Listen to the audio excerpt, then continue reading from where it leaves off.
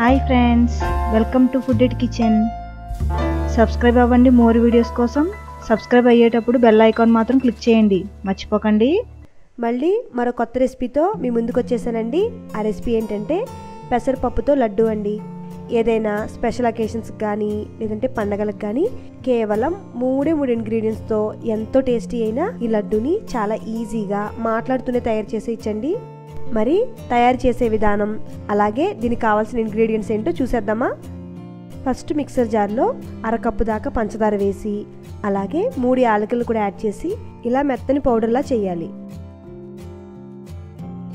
ఒక మందపాటి కడాయి పెట్టి ఇందులో 1 కప్పు పెసరపప్పు వేసి వేయించాలండి.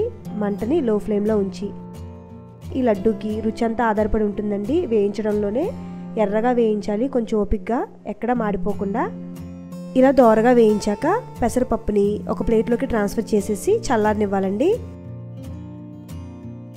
ఈలోగా అదే ప్యాన్లో 1 టీ స్పూన్ నెయ్యిని వేసి 10 నుంచి 15 జీడిపప్పు పలుకులు వేసి ఎర్రగా వేయించాలండి. ఇలా ఎర్రగా వేయించాక వీటిని కూడా ఒక ప్లేట్లోకి ట్రాన్స్ఫర్ చేసేయండి.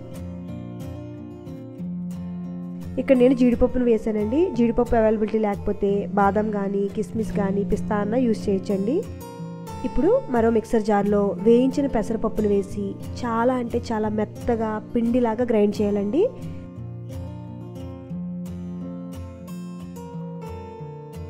సాఫ్ట్ పిండిలాగా ఉండాలి మనకి, ఎక్కడ మురుగ్గా లేకుండా.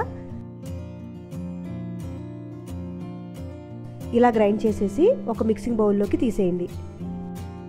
ఆ తర్వాత ఇందులోనే మనం ఆల్రెడీ గ్రైండ్ చేసి పెట్టిన షుగర్ పౌడర్ని యాడ్ చేసి సగం వేయించిన జీడిపప్పును కూడా వేసి 1/2 కప్పు నెయ్యి ప్లస్ మరొక 2 టేబుల్ స్పూన్లు కరిగించిన నెయ్యి అండి.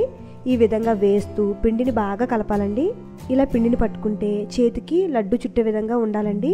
ఒకవేళ పిండి పొడి పొడిగా ఉంటే కనుక నెయ్యి శాతం తగ్గిందని మనం గమనించాలి. అప్పుడు మరి కాస్త నెయ్యిని యాడ్ చేసి ఒక్కసారి బాగా కలిపి అప్పుడు లడ్డుని చుట్టడమేనండి. చూసారా, ఇలా వీడియోలో చూపించినట్టుగా ఉండాలి. ఇది కరెక్ట్ కన్సిస్టెన్సీ అండి లడ్డు తయారు చేయడానికి. ఇలా పిండినంతటిని లడ్డూలాగా చుట్టాక వీటిపైన జీడిపప్పుతో గార్నిష్ చేయండి.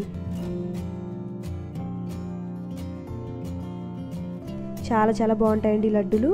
చూసారా, షైన్ వస్తూ భలే మెరుస్తున్నాయి పెసరపప్పు లడ్డూలు. ఇలా ఇంట్లోనే హెల్తీగా టేస్టీగా ఎలాంటి సందర్భాల్లో అయినా సరే ఈ లడ్డు స్వీట్ని తయారు చేసేయచ్చండి. మరి మీకు ఈ రెసిపీ నచ్చితే ఒక్క లైక్ ఇవ్వండి, అలాగే షేర్ చేయండి, కామెంట్ చేయడం మాత్రం మర్చిపోకండి. మళ్ళీ సరికొత్త వంటతో మీ ముందుకు వచ్చేస్తానండి. అంతవరకు సెలవు, నమస్తే.